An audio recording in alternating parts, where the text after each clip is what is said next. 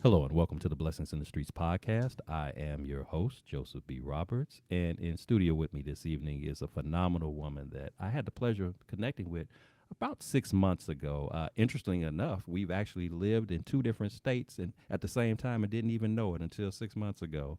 But nevertheless, she is the founder, director, and CEO of Stream Like a Boss TV. She is a wife, a mom, an ultimate expert in content creation, but most importantly, her greatest title of all is that she's a woman of God. And she's taken time out of a very busy schedule to hang out with us for a little while, to share a bit of her journey, a bit of her story with the hopes of encouraging, inspiring, and uplifting us, particularly as it pertains to dealing with the challenges and adversities of life that we all, at some point or another, find ourselves facing. So it is my privilege and honor, ladies and gentlemen, to introduce to you our special guest this evening, Miss Tanya Smith. Tanya, thank you so much for being on the show.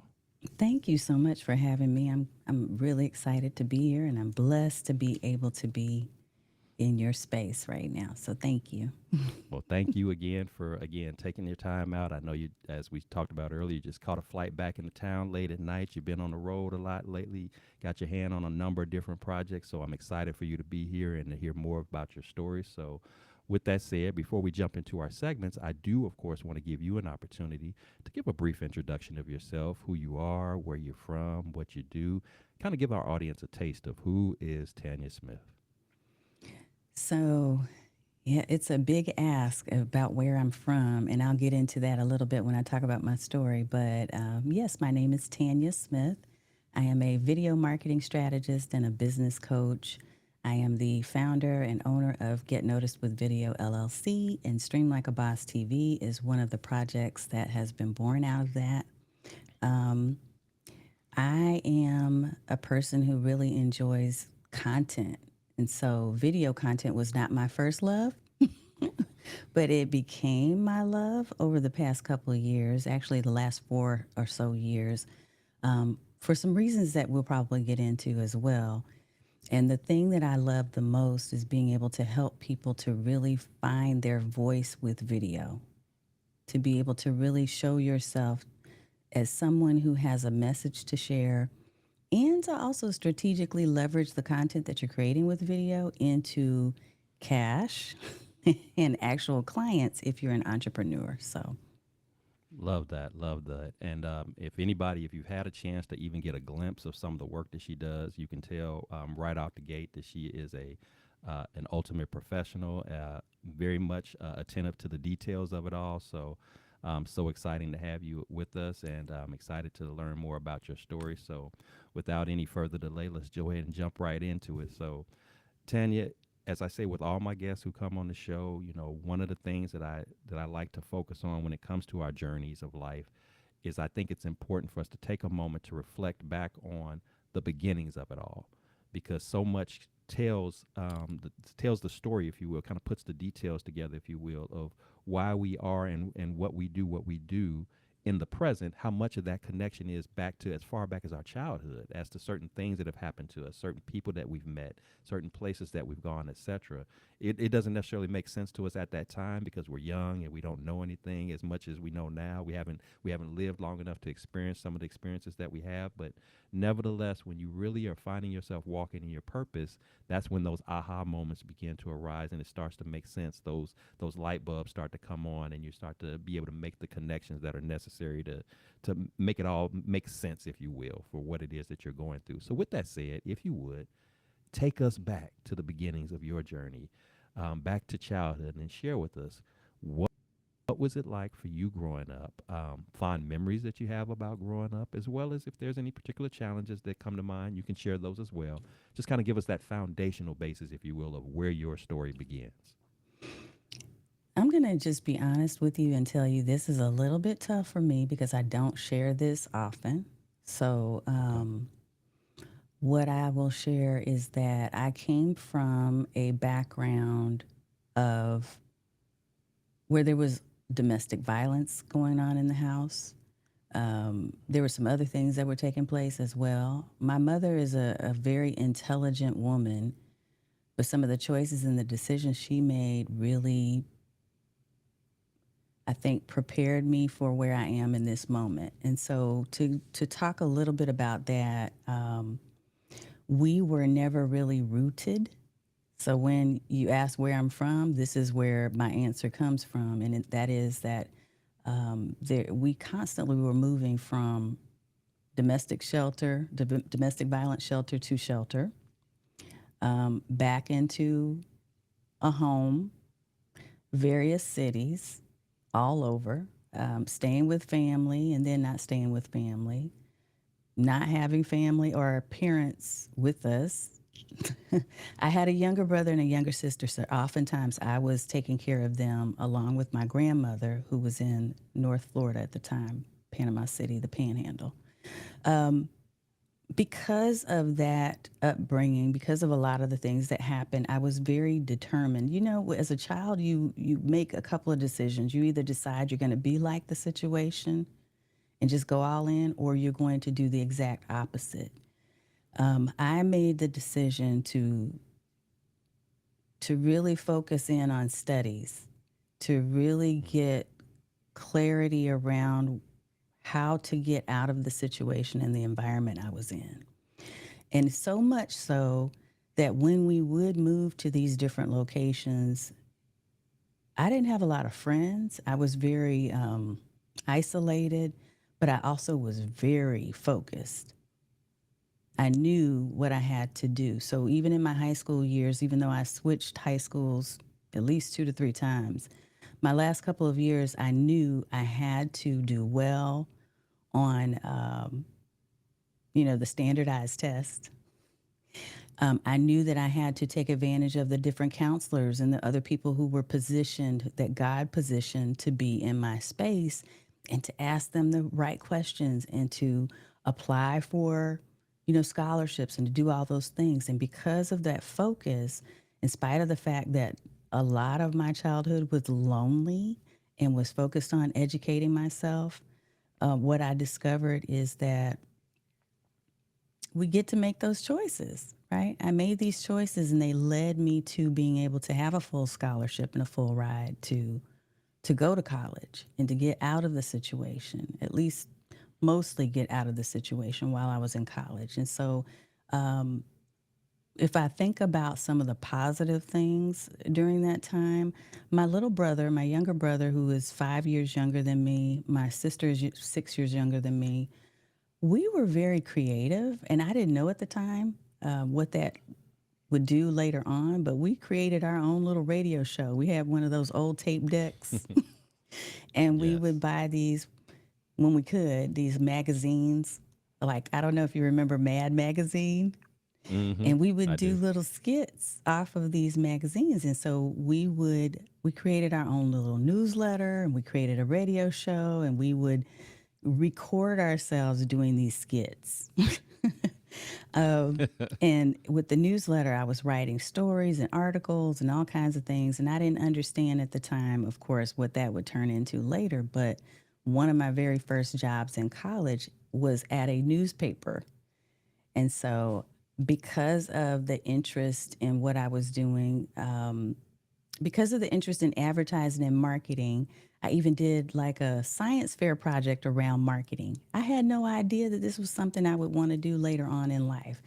I ended Wow. up majoring, or my major was in psychology, clinical psych, but I eventually did get my master's in business administration. And here I am, like in marketing now. But psych was what I thought I was going to do.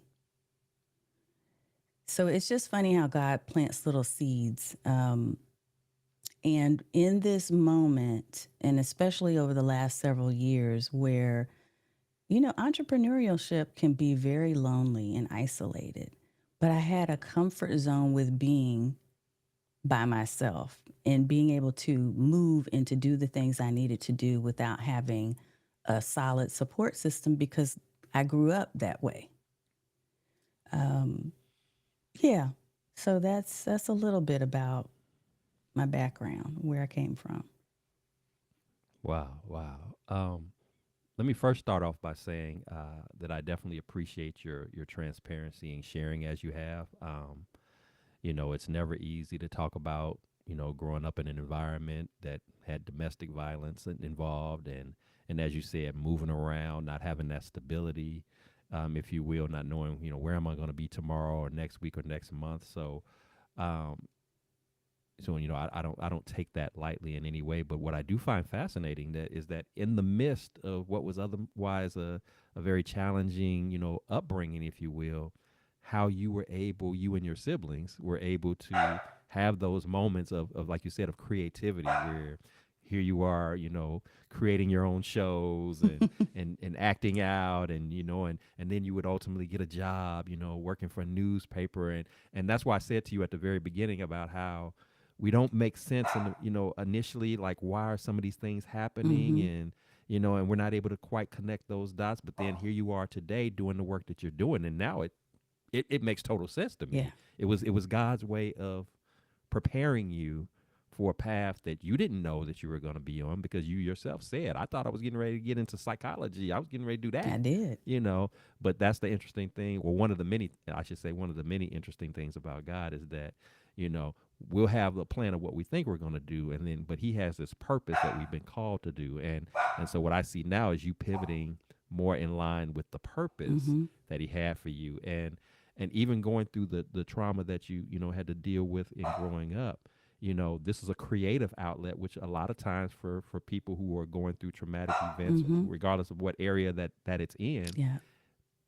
part of the healing, part of the way of escape, if you will, is to find that happy space, that creative space. And for you, it was, again, at an early age, it was creating content. Yes. All you've done is just built upon it more and more, here in the present day and time. So it's like it's been part of your healing process to a certain degree.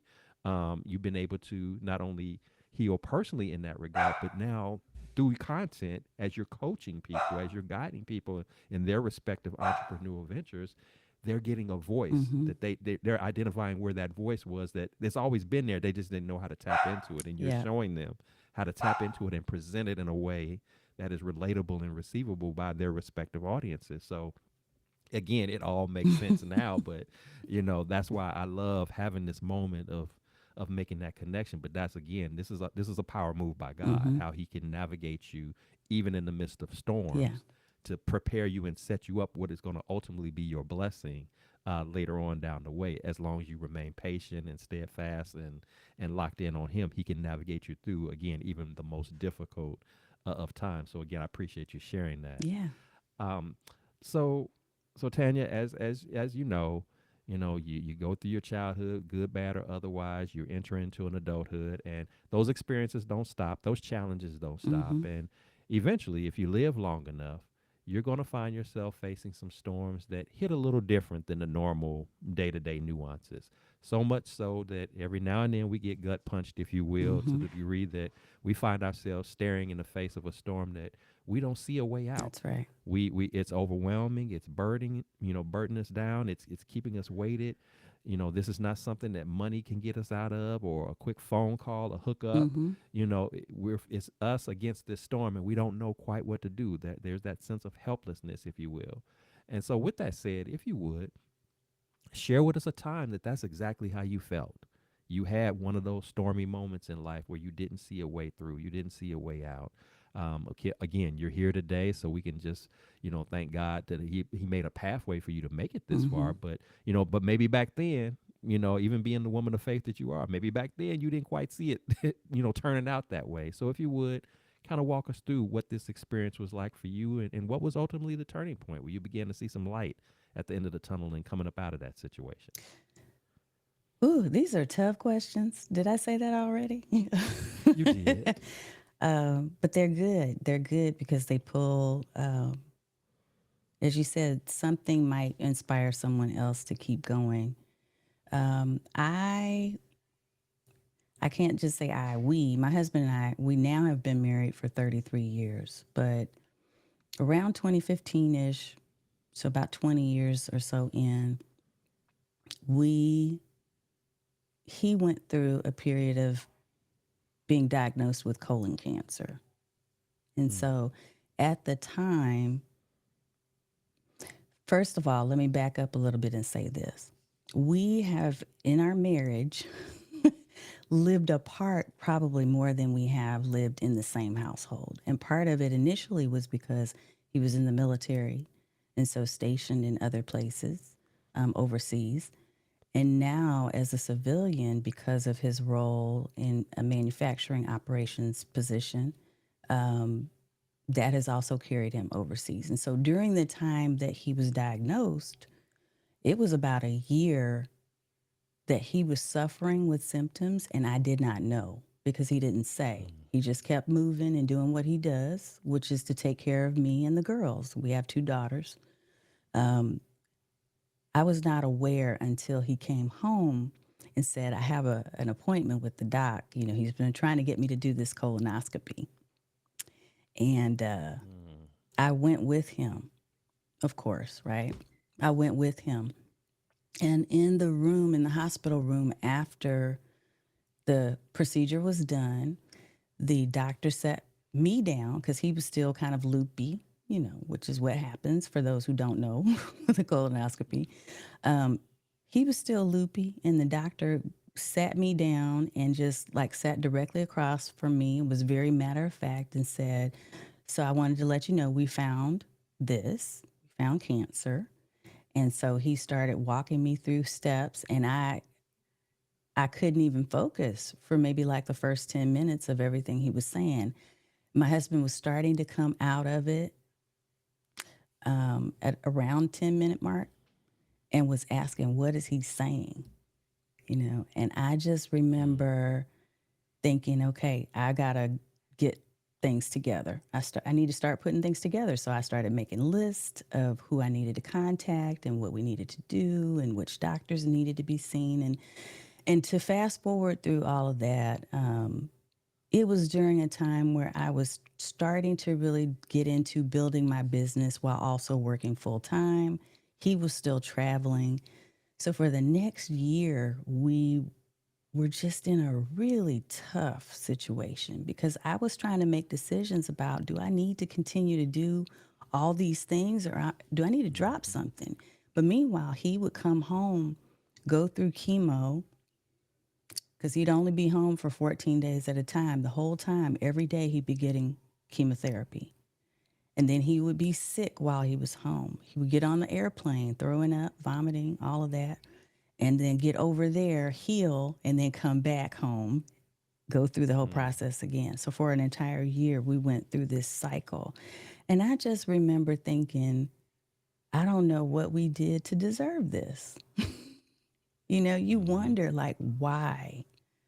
And I think the first question is, why us? But ultimately, the answer was because we needed to be able to tell the story. We needed to be able to share with other people. One, it's important for you to have your colonoscopy Mhm. done. So, because look, had it not been for God, he could have been much further along. He was only in stage 2. He waited for an entire year before he ever got checked, but was experiencing symptoms. Because of that, that's the reason why he ended up having to go through chemotherapy. We're on the borderline of making a decision about whether or not we even needed to do that, but made the decision to do it. Had God chosen differently, it could have been stage 3 or stage 4 by then. So, really focusing on health and making sure that that is priority is part of the story. The second part of the story is that never did we say, even though we asked why me, never did we say, God, take this away from us and give it to Mm. somebody else. Like, we don't want this burden. We just said, Sure. help us to get through this, help us to discern the next step. Just give us the next day to work on whatever we need to work on. And I feel like anytime I go through or we go through situations now, that is exactly how I think. It's not take this away and help us to just get rid of it. It's help me to handle whatever it is you're telling me to handle at this moment. And then tomorrow I'll ask again. Like, help me get Mhm. through tomorrow. Eventually, the cancer was gone. He did have to go through a major surgery to remove a portion of his colon. Um, it was just a lot, Joseph. I did make the decision to continue with the business, but that's also right around the time I made the decision to start doing video. Like, let me use video as a crutch because I couldn't do things traditionally the way I was doing them before. And I felt like live streaming was in the moment. It was quicker, Mm-hmm. it was easier. I didn't have to worry about production or editing or any of that. I just got on, did my thing, and got off. And if it hadn't been for that situation, I don't know that I would have even tried it. And again, Mm-hmm. this is a story I don't really tell people.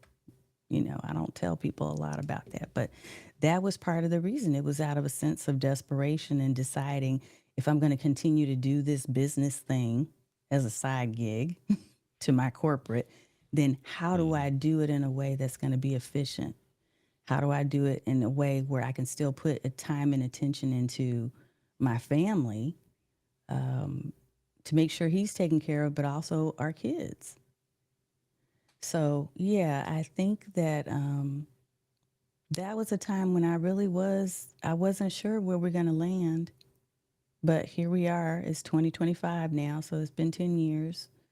And we're doing what we need to do. And we've learned a lot of lessons from that situation. I hope we never have to go through it again.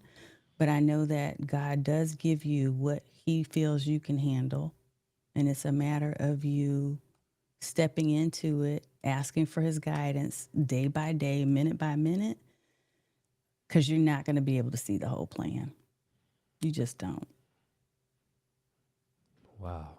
Um, Again, I thank you for your transparency and sharing that. For any family who's ever had to deal with a loved one battling cancer, it's, from the moment you hear the news and then to see that loved one go through that process of the chemo and everything else, it really hits home. I personally had to witness that with my stepfather. You, of course, had to deal with it with your husband. So when I hear you tell that about your husband, it makes me immediately think about my mom Mm-hmm. dealing with, of course, my stepdad, which was her husband at the time, Yeah. and just what that weight, that emotion, that mental, how do I keep going and doing the things that I've normally been doing, but at the same time allowing myself to be available and open to attend to, in this case, to attend to your husband. How do I do that? How do I support? How do I make sure that I'm not neglecting in any way, and at the same time that I'm not even putting pressure, if you will, on them. Mm-hmm. When I don't feel like they're quote unquote fighting hard enough Yeah. to deal with it. They're not taking the medicine. They're not following the doctor's orders. All of those things come into play. And again, it's one of those, if when you've dealt with somebody who's battled, that had to battle that type of illness before. Yeah. But, one of the things that stands out to me is when you pointed out the fact that the two of you, in dealing with all of this, you never asked God to take it away from you.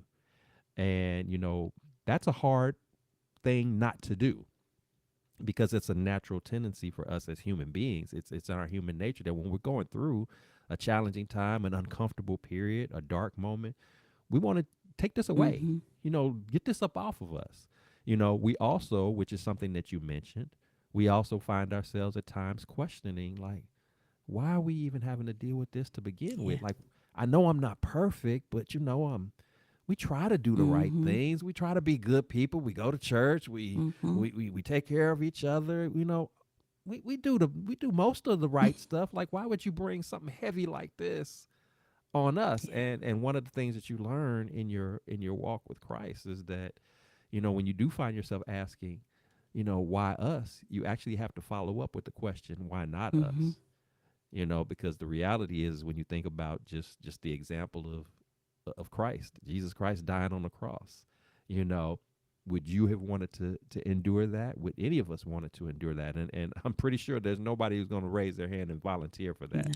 So if he went through that for us, then who's to say that we're exempt from going through any type of storm in life, even if it's, again, inconvenient, uncomfortable, or otherwise. So again, I appreciate that you said, that you didn't ask for him to take this up off of you, because when you really understand what storms are about, first off, to understand what storms are about is to know that that storm has to first get permission Yeah.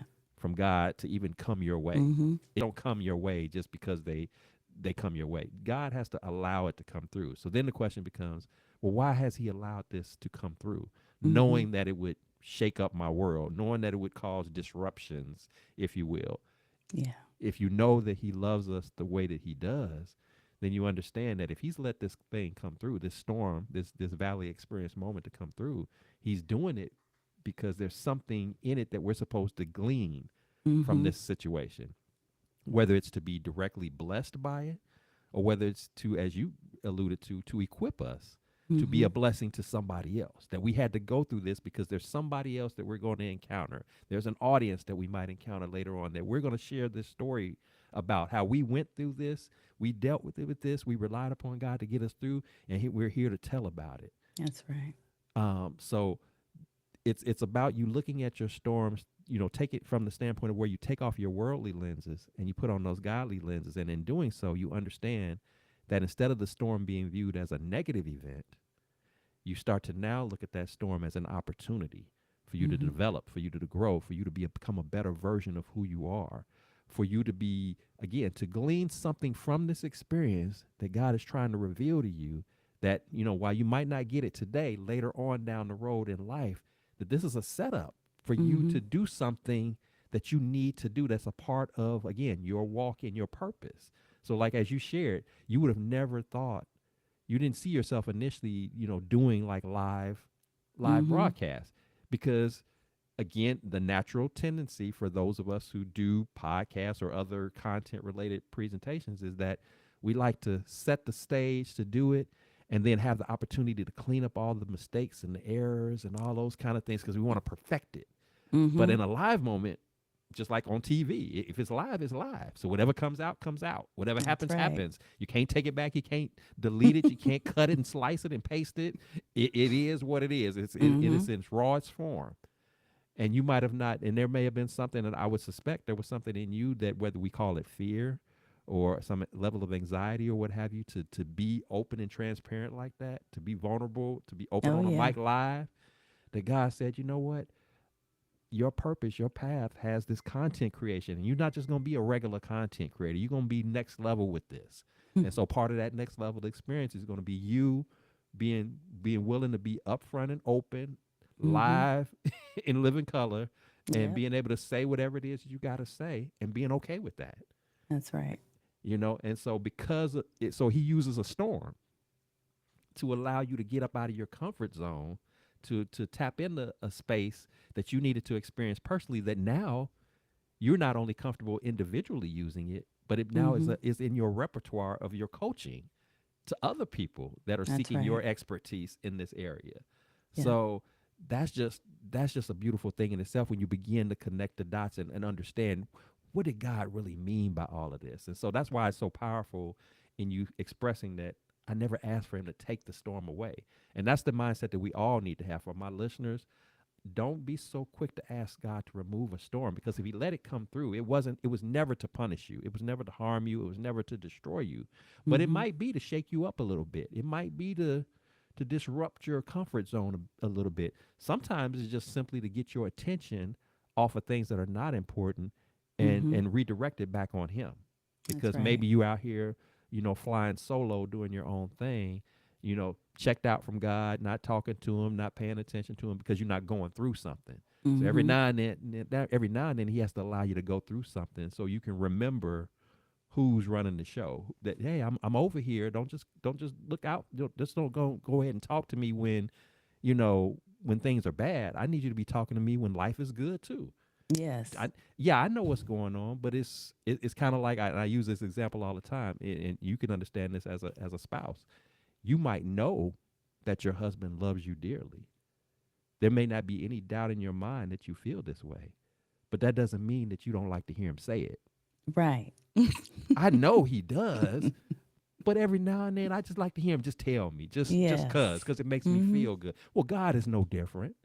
He knows what we feel and how we think about him, but he still doesn't. He still wants you to connect with him. He still wants you to talk to him. He still wants you to interact with him. That's that intimacy that he desires. That's that relationship building that he desires. So Mm-hmm. again, everything that you spoke of, as challenging as dealing with a cancer diagnosis may be, it was almost like a blessing within the storm. He showed you a blessing on how he can move and how he can be the ultimate healer and waymaker. So like you said, this happened 10 years ago, and you and your Yeah. husband are still rolling strong. He's alive and well and kicking, and everything is rolling. It could have Mm-hmm. been a different outcome, but God saw fit to make it this way. So you all are still together, and he's still upright. Yes. But at the same time, I'm sure it made you all stronger as a couple. It made your faith walk stronger with God. Mm-hmm. And so now when storms come your way, it's natural for you to look at them a little bit differently. It doesn't mean that it doesn't bother you or frustrate you or whatever, but you're not ready to just throw in the towel and feel like this is a moment of giving up, like it's over, there's no way out, woe is me kind of thing. You Right. have a confidence that, oh, I can make it through, and I'm able to do so because of who I'm depending upon Mm-hmm.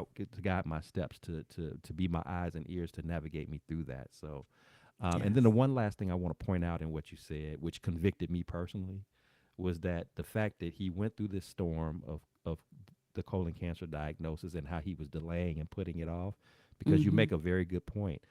You know, that's a procedure that has been on my to-do list that I have, for whatever reason, to be honest, no good reason, but for whatever Mm-hmm. reason, have put off. And so I'm glad you said that, if for no other selfish reason than for me to say, Yeah. don't play with that. Go Yeah. ahead and have a procedure. You know, Mm-hmm. you know, God willing, everything will be fine. But it's better to know It's than to better put to it know. off and delay. So even to my men who are Mm-hmm. tuning in, or to the ladies of men that Mm-hmm. who have not taken the opportunity to look out for themselves in terms of their health, because we're bad at that. As men, Mm-hmm. we tend to be bad about going to the doctor and having our physicals and getting checked out, because we men, we tough, We it's no, tough. we good, That's what he said. we all right. I'm sure with your husband, I'm a military, Yeah. And I done been through war. it was not the age that they tell you now. Like he was younger. Mm-hmm. He was in his 40s, his mid 40s. Yeah, So it wasn't time, but it was time. but it was time. and Mm-hmm. and again, that wasn't nothing but God, because like you said, even the timing of it was earlier Yep. than what was traditionally normal. But what That's if he right. doesn't go until it's traditionally normal? Then Mm-hmm. now, you like you said, maybe stage 2 is now stage 4. That's right. Now interventions are not as readily available to us at the Mm-hmm. stage 4 level that they would have been at stage 2 level. So that even to that, that's God's favor on his Mm-hmm. life and on your marriage, to say, I still got some stuff for both of you to do. We got Yeah. some things that are still a part of your life that you've yet to experience. So let you know in advance, before Mm-hmm. it happens, before it gets too far gone, to where you can't have this opportunity to be healed, to be Yeah. able to recover and bounce back from this. So Mm-hmm. again, that's just God's favor, God's blessings on you, and I'm thankful that He did that for you, and that you were here to share that, because there's some listeners who need to hear that. They need to be made aware that this is possible, that this is a real thing, that what happened in your lives was not a matter of luck, not a Mm-hmm. matter of chance. This was God moving, and God showing you that He can be there, and again, in the most darkest and most challenging of moments, such as the one that you presented to us. So again, I thank you for sharing that. Yeah. Um, so Tanya, you obviously have shared with us some very intense things. Everything from witnessing domestic violence to cancer diagnosis, etc. But as you know, sometimes our storms are heavy like that, and sometimes it's just life and type of stuff that we deal with. Mm-hmm. So with that said, what I'm curious to know from you is, what is it that you personally like to do that works best for you when you do find yourself facing challenging times? What is it that, in order for you to kind of keep your focus, keep your head right as you're processing through whatever that thing is that's Mm-hmm. that's annoying you or at you today, what works best for you? What routine, what regimen, if you will, that you if you would share that with us, that you like to do? I am look, I know everybody's not this, but I'm a very structured person. So, and as I shared with you, that's one of the things that got me to college, right? Mm-hmm. But that has carried with me this structure. And so for me, when I know that I'm going through a situation or a challenge, lists, making lists of what needs to be done is my biggest and most helpful way of ensuring that I get things out of my head and onto paper. I wake up very early anyway. I'm an early bird. And because I do, one of the first things I do is I keep a notepad and a pen or an iPad and a Apple Pencil next to the bed so that I can write things down and get them out of my head and onto paper. And because of having that organization, it allows me to ensure that things are complete. Because one of the things that I really did, and it's stuck with me, not only the having the roots thing, and making sure that I provided for my kids to be in the same place, to grow up in the same city, to have, roots in some place. But also, the other thing that stuck with me is just the ability to make sure that I complete things. So the lists allow me to check off, tasks as they get done and to see what is next. If I didn't have that, I think I would feel a lot more disorganized, but also I don't know that I would be able to accomplish all the things that I'm able to accomplish. Now, additionally, I do believe that meditation and having quiet time is super important. So, we talked a little bit about this before you started recording, but when I do get up, or maybe it wasn't us, it might have been another conversation earlier today. When I get up in the morning, I don't want to talk to people. like, like I need that quiet introspective time to think. Not always having the TV on, not always having music on, just being in quiet meditation and allowing God to speak and to tell me the things that need to be told. So before I go to bed, what I usually will do is to ask a question that I know is something I don't have an answer to. When I wake up, usually I have that answer. So in addition to Mm. writing the checklist of things that needs to be done that day, I'm also writing down what ideas came up. I know what I went to bed with. I know the question I asked myself. What is the answer, or what are some possibilities? Part of my training in neurolinguistic programming and other things that were related to my psychology background was to recognize that he or she who has the most options always wins. Mm. So never ever block yourself into thinking that there's only one solution, which is one of the reasons why when I write these ideas down and these potential solutions, it's always more than one. What if this happens, plan A happens, then this could potentially be a consequence. But if I shifted a little bit and went to plan B, what could happen? So I gave you a lot of things there. I hope I answered your question, but yeah, there's just little things that I do as a habit that I have learned over time that help me to stay organized or to feel some sense of sanity. No, no, what you shared was good stuff. I mean, I don't know if you paid attention to our title for your show, but you did just that. You gave us a teachable moment. And you writing your list. The first thing I thought of is the equivalent of you writing a list of things that are on your mind is kind of similar to what people refer to as just common journaling. You just do it in a different Mm-hmm. more structured format, but you lay out that these are the things that are on my heart that I'm dealing with, and I love the idea that you have that desire to for that quiet time. I'm an early morning person like you as well, and so for me, my early morning is traditionally starts off with walking the dog, and Mm-hmm. so it's me and the dog outside.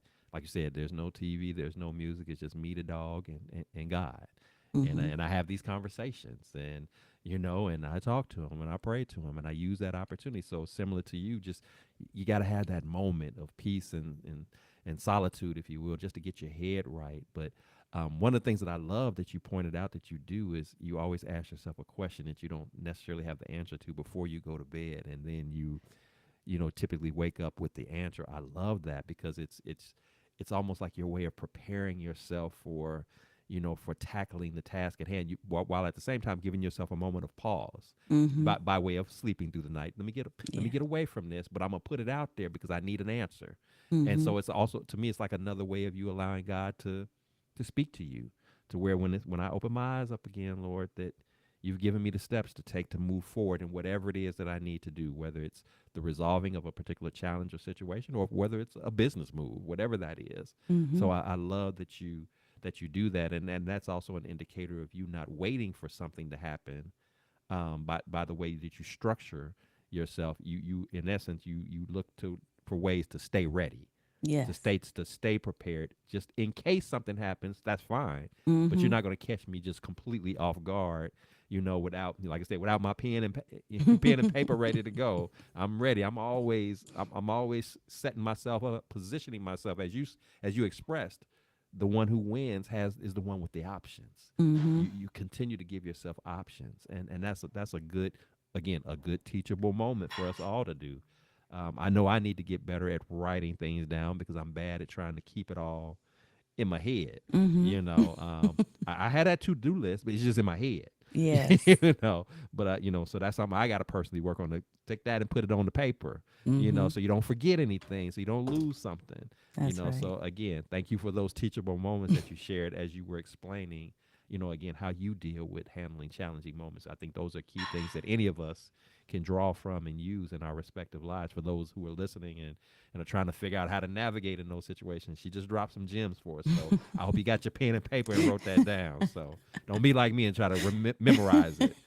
I can play back the tape though, just in case. But so appreciate you sharing that.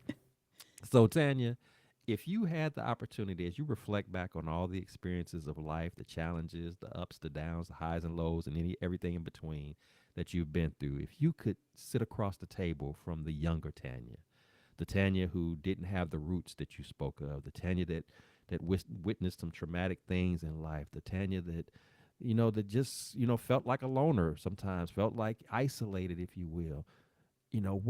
What bit of advisement, what words of encouragement would you have for her that you wish she would have known, that you think would have helped her navigate those circumstances a little bit better, those conditions that she was in, the way that she was feeling, or just taking into consideration that there's somebody listening to our Mm. show that they feel just like you used to feel, Yeah. isolated, no roots, no no sense of direction on where to go. They're feeling helpless.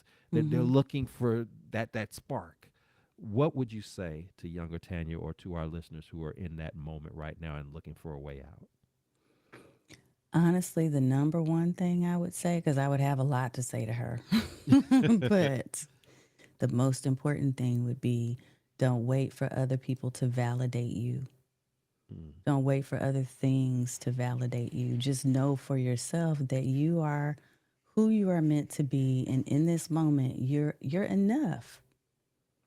There is nothing else required of you than to be at your best in this moment where you are in the present. And you don't have to try to do more, be more, have more. You just need to be. mm, I think that that's what trips us up. And a lot of our next generation, I do have concerns about that because it feels like there's always this competition with other people to perform or to be something that you're really not. And we don't fall in love with being by ourselves. We don't fall in love with who we are and our own voice and understanding that what we have to say is something important. Who we are being right now is something impactful. Like we don't know that.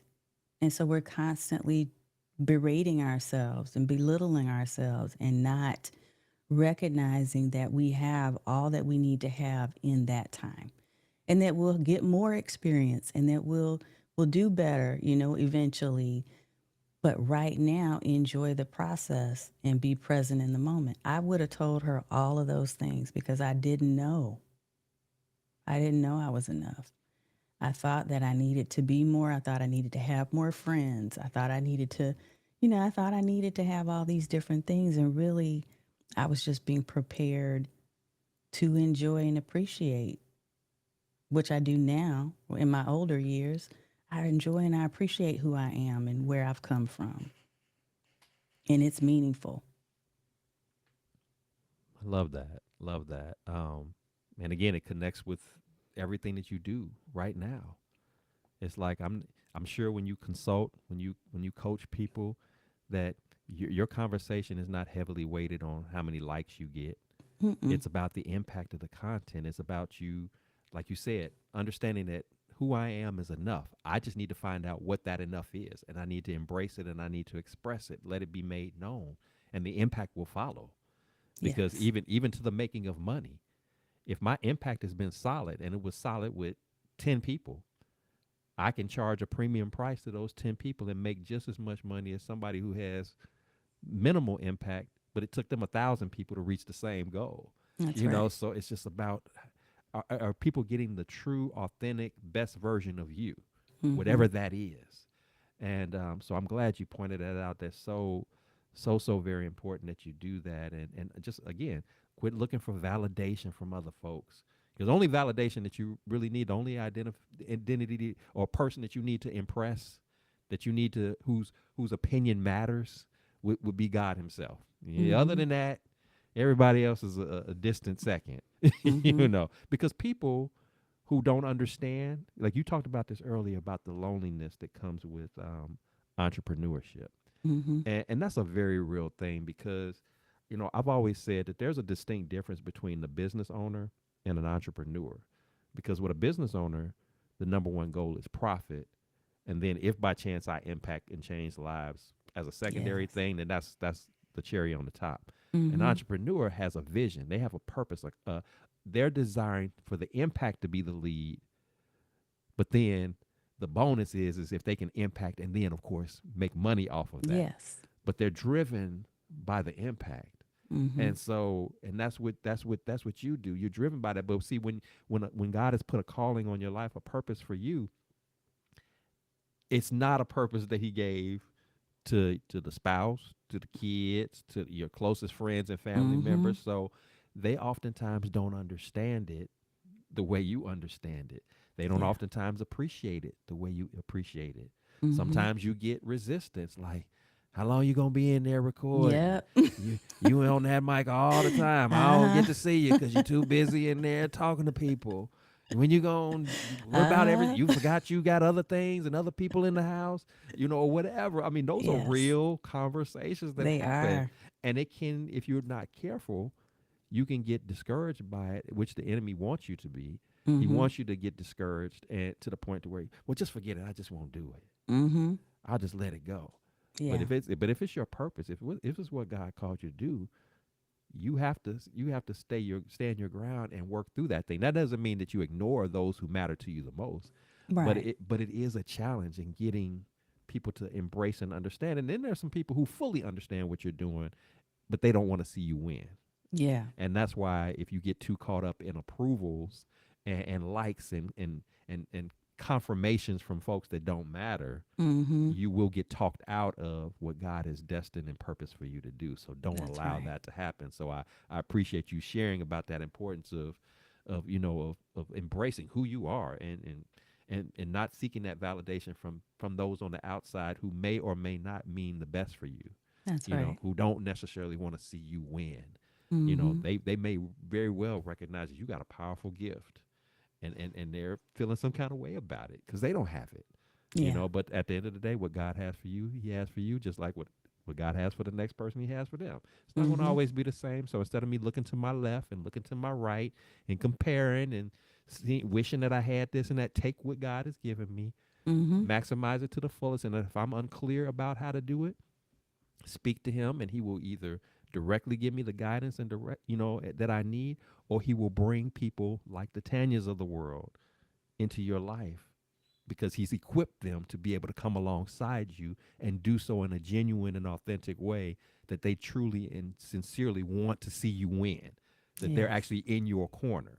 Mm-hmm. So that's the thing that we have to remember. And I'm glad again that you pointed that out in your own way in saying that. So again, appreciate that. So Tanya, this has been phenomenal. This conversation. I mean, I know our listeners don't know, but we were chopping it up before we even got on Mm-hmm. online. So we had to cut that short just because we was doing all the conversation and no recording. We Yep. just having good conversations then. So I had no doubt that this was going to be a wonderful time, and this is not disappointed in any way.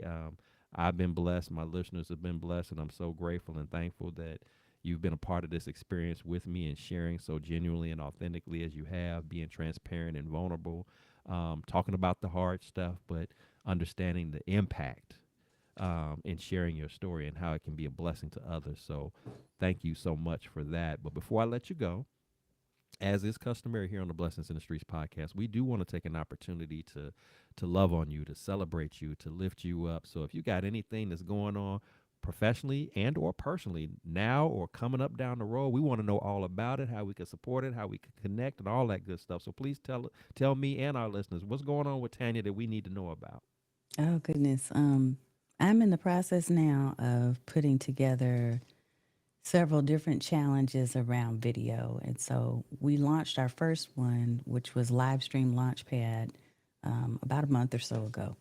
Our next one is going to be about repurposing content, but any of the challenges that I do are always going to be over on my website at streamlikeaboss.tv/programs. And I feel like challenges, much like what we've been talking about in this conversation, allow people an opportunity to kind of stretch their wings a little bit and to try to put a toe in the water and see what works and what doesn't and get feedback. And that's what I'm doing is pulling people along, carefully and with, compassion to say, okay, let's try this. Here's the strategy. See if it works for you. Try this shoe on.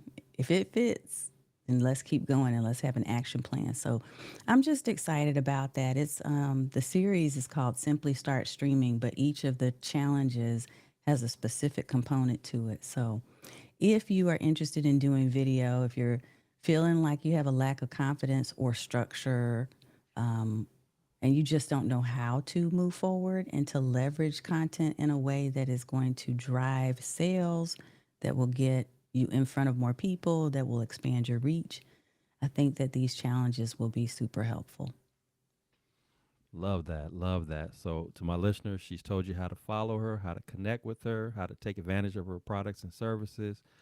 This is a wonderful thing. And even speaking to that, I can personally attest to you that, when she says what she says, that she's willing to offer, that she's being genuine and sincere about it. Because I know for those of us who are out here trying to get our businesses up and rolling, we know that there's so many plethora, if you will, of options that are out there, and not all of them are about really helping you. Some of them, unfortunately, many of them, I would say, unfortunately, are just simply about the money grab and Mm-hmm. telling you, all these dreams that they're going to make come true for you and everything, and then you connect with them, and they don't offer you anything of substance and meaning, and you've thrown thousands and thousands of dollars at someone that you thought was going to be that ticket to help you, make Yeah. that get to that next level, and they disappointed, and now you're out of money.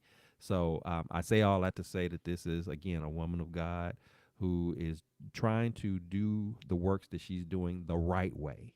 And so if you see that this is a service that she has available that you need, please do make that connection with her and find out what it's going to take. And if you're not prepared at the moment financially to make that investment, if you know that she's legit, then that's the thing to put on your to-do list, is to get your money up so you can be ready, because her services are not free, but you're going to get your money's worth and That's then right. some. So that's what you want to keep in mind.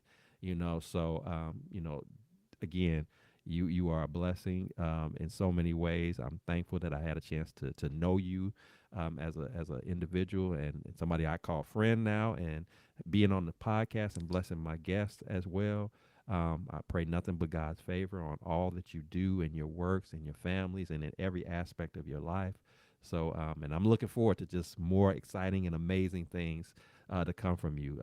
You're just scratching the surface of what God has for you, and I'm claiming victory in advance for you of all the wonderful and exciting ways that you're going to be able to, in walking in your purpose, bless so many people across the world. So it's been a pleasure having you aboard. And for my listeners, if you've enjoyed our show tonight, what we're about, what we're talking about here, please subscribe, please share, please like, please comment, because this is what the Blessings in the Streets podcast is all about: encouraging, inspiring, uplifting, being vulnerable and transparent, being raw with it, and letting you Yes. know this is the reality. We don't sit here acting like we got it all figured out, that our lives are perfect, and Mm-mm. everything is all well connected together, that we never go through anything, because that's just not the truth. Everybody goes through something. It's not a matter of if, but when. But one thing that we can tell you is that no matter what that storm looks like, no matter what that challenge is, there is a God who loves you, who wants nothing but the best for you. And I would implore you, if you don't have a relationship with Him, that today is a mighty fine day to make that decision. And I can promise you, it'll be the best decision that you'll ever make. I'm sure Tanya will co-sign on this. We're not telling you something Absolutely.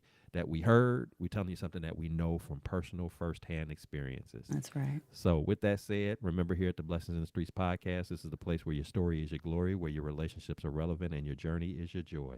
I am your host, Joseph B. Roberts, and I thank you so much for tuning in. And until next time, you continue to fight that good fight. Continue to lean on God. Don't feel like you got to put on your cape and do everything by yourself and carry that weight alone. He's open and willing to take that weight up off of you if you just obey and just trust in Him. He will not steer you wrong. He is always been undefeated, and He will remain undefeated. There's no problem, no challenge, no worry, no stress that's too big for Him. Again, it'll be the best decision that you ever make. So until next time, you take care of yourselves, and we'll look forward to seeing you again at our next broadcast. Have a great rest of your evening.